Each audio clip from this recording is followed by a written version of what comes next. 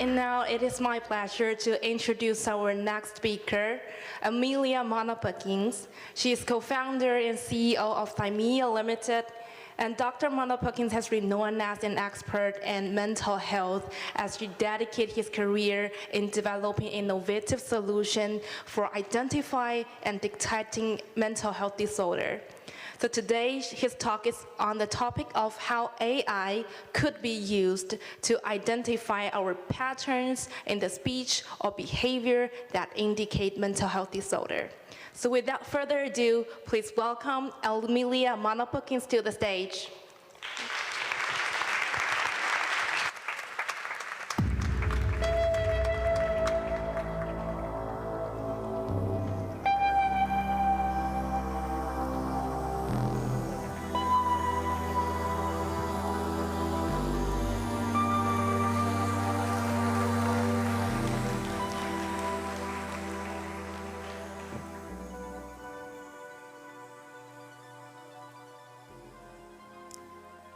In the past 2 weeks, on a scale of 1 to 4, have you felt like you've lost interest in your hobbies?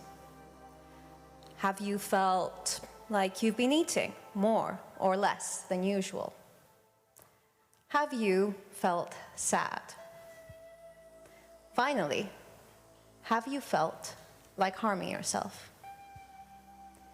These were the questions a psychiatrist asked my best friend 4 years ago when he suspected she may be experiencing depression. Based on her answers, he concluded she had minor depression, but she was well enough to go home with a prescription for antidepressants. Just 2 days later, my friend tried to take her own life. Now, I wish I could say that this is a unique or a highly unusual situation, but unfortunately, the reality is it's not. Mental illness is a huge societal and economic problem. It affects over 1 billion people worldwide annually, and it contributes to over 8 million deaths. And yet, it can take over 10 years to find the right diagnosis and treatment for someone. Did you know that 75% of people experiencing a mental illness will never receive the help they need? But why is this the case? What my friend psychiatrist did was use the best tools he had to hand. These types of questions and clinical observation are the gold standard for assessing depression and many other mental illnesses. So how did this gold standard fail my friend, and how is it failing so many other people? Well, to answer that question, I'd like you to imagine a slightly different scenario. One in which my friend or anyone here in the audience today was suspected of having diabetes, not depression. In this case, although your doctor may start by asking you questions, they probably wouldn't stop there. They would ask for blood tests, urine samples, blood pressure results. They would then compare your results on those tests to those of someone with diabetes and someone without. It would be based on that comparison that they would then draw a conclusion as to whether you should be diagnosed as having diabetes and whether you should start treatment for it. Do you see the massive difference here? In physical health, in the past 100 years, we've had an absolute revolution in the form of tools that can help clinicians get a much more objective handle on physical health symptoms. Tools such as blood pressure cuffs, blood tests, thermometers, we take them for granted, but these are what have helped clinicians actually treat physical health symptoms because they can accurately track them. In mental health, on the other hand, we haven't had such a revolution. Clinicians still use questions. There is no such thing as a blood test or a blood pressure cuff for depression, for anxiety, or other mental illnesses. But what if I were to tell you that actually the solution to this problem may be staring us in the face? Quite literally. What if I were to tell you that the way in which our faces and our eyes move, or the way in which we speak and how we sound when we're talking, or even the way in which we behave inside of something as seemingly trivial as a video game, all of these things could actually carry signs to show that we may be experiencing a mental illness. As a neuroscientist, I spent 12 years researching whether people with various cognitive disorders speak differently to people of the same age, gender, education, but who do not have these disorders. It turns out the answer is a resounding yes, they do speak differently. My research was part of a much bigger movement that's found that also things like how you sound when you're speaking, so your intonation, the loudness levels, the way your voice might crack, all of these are actually significant indicators of depression, anxiety, and other disorders. But it doesn't just extend to language, it goes beyond that. These signs can be found in our facial expressions, in our eye movements, in our body movements, and in our behavior in different scenarios. When I saw my friend experience depression, I resolved to find a way to bring what was just research at that point into the hands of clinicians to help them. I left academia, I joined an accelerator program, and that's where I met my co-founder, Stefano, an expert in multimodal artificial intelligence. We together created Thymia. Inspired by the fact that even in her darkest times, my friend found comfort in video games, we decided to use this very same medium to gather the data we needed from people. Now, bear with me, I know what you're thinking. Video games, really? That's not the obvious thing that comes to mind when you're thinking about tracking mental illness. But bear with me. They seem very simple, but video games are incredibly powerful. You see, a video game is simply a beautiful, engaging interface that has a set of winning and losing rules at its core. But those rules can actually be anything. So we decided to build video games where the rules were based on validated neuroscience experiments. We use these games to gather speech patterns, facial expressions, and behavior from anyone playing the game, and then we can compare it to our data set of thousands of patients and thousands of healthy individuals. And it's based on that comparison that we can start to see whether they may be experiencing, potentially, something like depression. So, how does it work? I'll focus on depression in particular to give you a concrete example. Now, even though everyone experiencing depression does experience it differently and for very different reasons, there are some commonalities across everyone experiencing depression.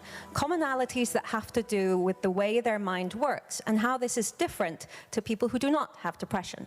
So, broadly speaking, when you're looking to find a signal for depression, you're looking at two different things. The first type of signal you're looking for is depression traits. Now, these are incredibly consistent cognitive patterns. They are there regardless of whether you're in a high or in a low mood. If you have depression, we expect to find this pattern. So, if we do find this pattern, this gives us a good handle to see whether, actually, yes, you may be experiencing major depression. This is one type of signal.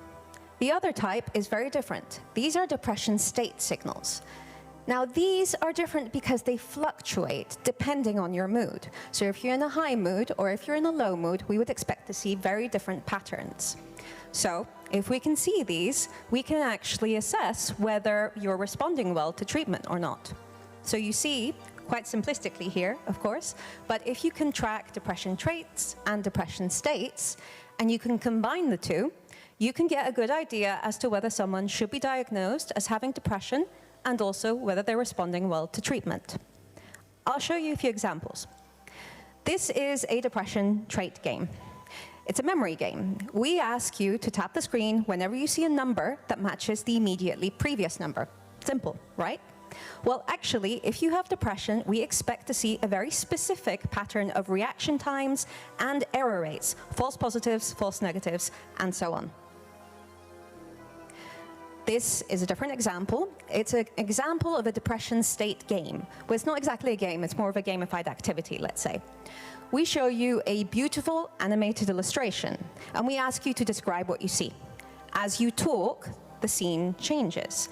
We're capturing your speech and your facial expressions.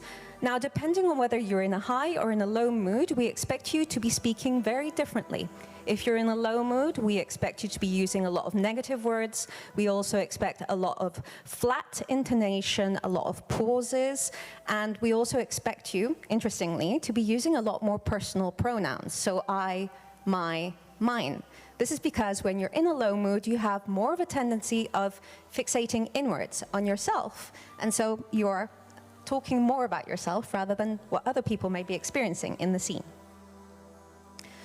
Now, in this way, you can see that potentially AI could help us to create essentially the equivalent of a blood pressure cuff for mental health.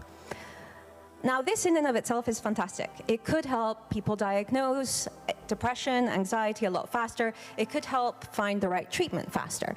But AI is very powerful for many other reasons, and I'll just highlight a few of them here. So you'll probably have heard earlier today in other talks that AI is great because it can increase access to mental health care. In various areas in the world, there aren't enough specialist mental health clinicians. So even if you are seen, even if there is bias there in people trying to diagnose you, quite often you can't actually get in front of them. If you have a tool that can work on any smart device, granted you do need access to a smart device, but that could actually help get you the treatment you need faster. Increasing access also, though, isn't just about geography. It's about talking to patients or people who can't otherwise express themselves in a way a psychiatrist might need them to. So people like children or the elderly, perhaps confused and frail people, or just non-verbal patients, all of them through AI can actually get more help. The other thing that's really important is if you have an objective tool to measure mental health, you can actually help address some of the bias that exists in the subjective questions like the ones I asked earlier. These questions have been found to be biased against gender, age, education, and culture. If you are actually removing them, you can also try to remove the bias there. Finally, if you have an objective tool, think about it. If you have a graph that objectively shows that you're experiencing depression, you are responding well to treatment, and you have some numbers there statistically, etc., isn't that a lot more easier to convince someone that this isn't just in your head? Think about it. When was the last time you heard someone say, "Oh, my brother doesn't have diabetes, it's all in his head"? Or, "My sister doesn't need insulin, she'll just snap out of it"? And yet we say that all the time for depression.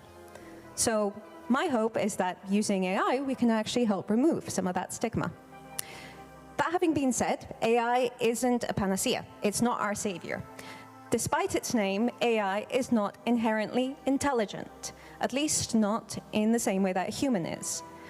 An AI model doesn't know if it's making the right or the ethical decision or not. All it knows is it can identify patterns very, very well, and it will propagate the pattern. If you give it a bad pattern or a biased sample, it will just learn that bias, and it will simply go and propagate it. So you can use AI to remove bias, but you can also very, very easily and inadvertently introduce bias as well. So that's something you need to be very aware of. The other two big issues we see every time AI or any new technology is introduced into a new field is a sense of complacency and of false safety. This is not just in non-experts, it's also in experts. We have a tendency as human beings, when we think that somebody else is there, even if that somebody else is a machine, that they will help us. So a doctor quite often thinks, okay, there's an AI tool helping me now. If I make a mistake, the tool will pick it up, so I can be a bit more relaxed. Actually, that's not true. Just as a doctor is never 100% accurate, an AI model, at least none I've ever seen, are either 100% accurate. It's only through combining the two that actually you can augment the potential of each other. So overall, AI is fantastic in many ways, but we need to use it in a way that has safeguards. The other really important thing to highlight, particularly in healthcare, mental health care in particular, is that AI can be used, but at least at the moment, it should be used as a tool to aid clinicians. Just like a blood pressure cuff would never replace a physical health clinician, so too should these AI tools, whether it's Thymia's AI tool or anyone else's AI tool, they shouldn't be used to replace the clinician. They should be used to help them and to allow them the time to do what they do best, which is talking to patients, empathizing, understanding them, and treating them. My hope here today isn't that you'll go away and think the mental health care system is flawed. I mean, it is, but actually, I want you to think about it differently, that by embracing new technologies such as these, we can actually make mental health care and physical health care a lot better. My hope is that perhaps with AI, sometime in the future, when somebody else, like my friend, does experience depression, they won't have to fall through the cracks in the same way that she did. Thank you.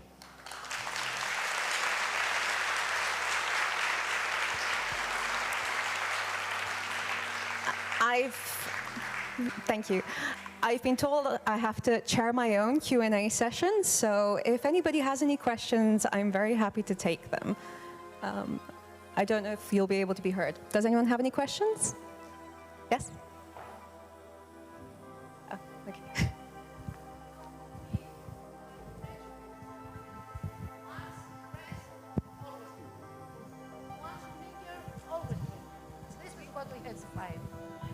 Thank you. How can we fight prejudice and stigma? Once depressed, especially in Greece, always depressed. Once drinker, always drinker. No, this is not the fact. Once drinker maybe can recover and be a better person. So we have to educate society. And I think we can use artificial intelligence for creating stories, movies, plays, toys, to educate children how not to be prejudiced. Especially in Greece, we have this problem. We can see a person who, which can surpass many obstacles. Instead of praising him or her, or to tell, or give her more hope to do more, we tell him, yes, but 10 years ago you smoked cigarette. So we have to fight prejudice, I think. Thank you. Thank you. I think this is a very valid point. I think it kind of comes under the same area of fighting stigma around mental illness. I think if you have a tool, just like I said, that you can show that this isn't inside somebody's head, you could also make an argument that if you have a way of measuring how depressed someone is, you can at some point, when they get past the depression, if they do, you can show that actually they are at that point. Same as with diabetes type 2, for instance. You may at some point cross over into becoming diabetic or pre-diabetic. You don't necessarily need to stay there. If you're on the right diet, if you do everything that your doctor asks you to do, you can actually fall back down and you're no longer diabetic. But you are relying then on blood test results to show you that. I think with AI tools like this, you could actually in the same way show that people can stop being depressed or they can stop being anxious or whatever else it is that they're experiencing. And in that way, you could also help address prejudice, I think. Yes?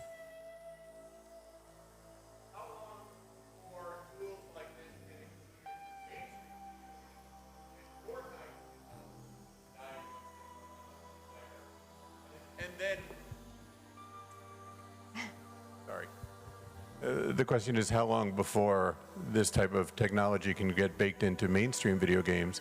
And when it does get baked in, how can someone who's being told they may have a diagnosis, what have we learned about how to share that with an individual for the first time when it's coming from a machine and not from a caregiver? I mean, that's an excellent question. I would love to see this being used in Fortnite, actually. We've been talking to a lot of big gaming studios about potentially including this technology in what they do. I think that would be fantastic, particularly for neurodevelopmental disorders in particular, let's say, which affect children, ADHD, autism, etc.